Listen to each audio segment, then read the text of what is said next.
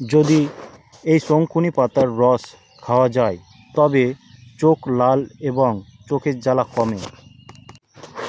পাকস্থলী প্রদাহ হলে আদার সাথে 3টি পাতা চিবিয়ে খেয়ে নিন, উপকারে লাগবে।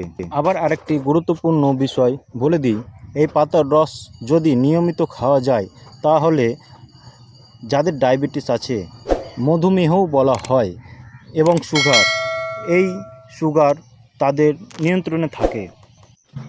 মায়েদের প্রতিদিনকার কাজ বটি দিয়ে কিছু না কিছু কাটা, সেই সবজি কাটতে গিয়ে যদি মায়েদের হাত কেটে যায় বা কোনো স্থান কেটে যায়, তবে যদি এই পাতার রস বেটে ঘষে লাগিয়ে দেওয়া যায় সেই স্থান তাড়াতাড়ি ঠিক হয়।